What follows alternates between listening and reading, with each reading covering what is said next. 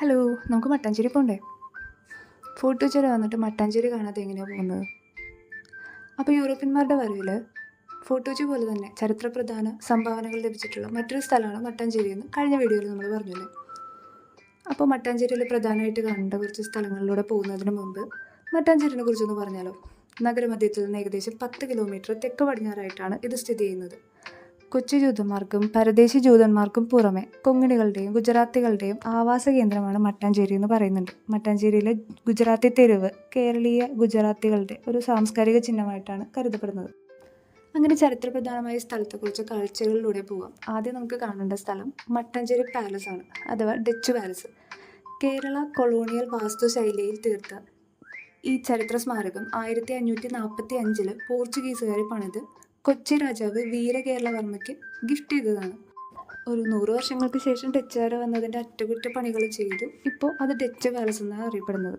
പിന്നെ നമുക്ക് ഇന്നിപ്പോൾ അത് ചരിത്രപ്രധാന ഒരു മ്യൂസിയമായിട്ട് പ്രവർത്തിക്കുകയാണ്. അത് കൂടാതെ അവിടെ തന്നെ കാണേണ്ട മറ്റൊരു കാഴ്ച പഴയന്നൂർ ഭഗവതി ടെമ്പിളാണ്. കൊച്ചി രാജവംശത്തിൻ്റെ കുലദൈവമായ പഴയന്നൂർ ഭഗവതി ടെമ്പിൾ ഈ പറയുന്ന ഡച്ച് പാലസിൻ്റെ താഴെയായിട്ടും മുകളിൽ മ്യൂസിയവുമാണ് പ്രവർത്തിക്കുന്നത്.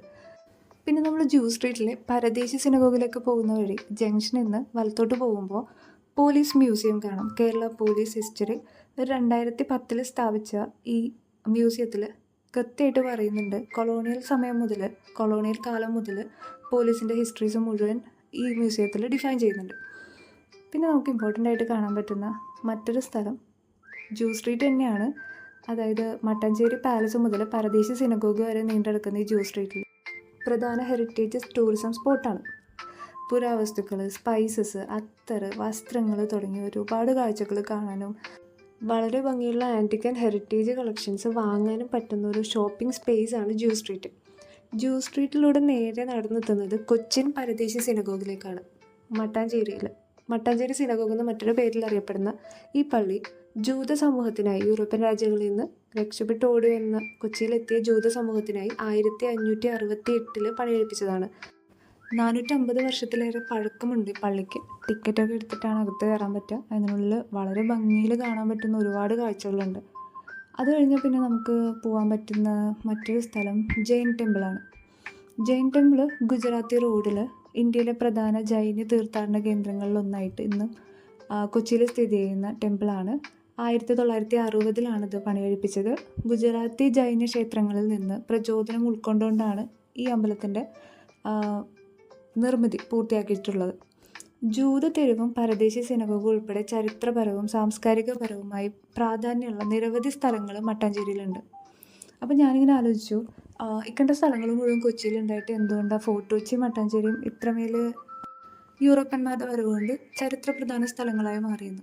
അതിപ്പോൾ ഞാൻ ആദ്യത്തെ വീഡിയോയിൽ പറഞ്ഞിരുന്ന ഒരു കാര്യമുണ്ട്. തുടക്കത്തിൽ ഒരു ഇൻ്റർവ്യൂ ബേസ് ചെയ്തിട്ടാണ് ഞാൻ ഈ വീഡിയോ ഇടാനുള്ള കാരണം എന്ന്. അതിൽ ചോദിച്ചൊരു ചോദ്യം, കൊച്ചി അറബിക്കടലിൻ്റെ റാണി എന്ന് വിളിക്കാനുള്ള കാര്യം എന്താണെന്ന് ചോദിച്ചിരുന്നല്ലോ. അതിനുള്ള ഉത്തരം തന്നെ ആയിരിക്കണം മട്ടാഞ്ചേരി ഫോർട്ട് കൊച്ചിയും ഇത്രമേൽ യൂറോപ്യന്മാരുടെ വരവിന് കാരണമായിട്ടുണ്ടാകും.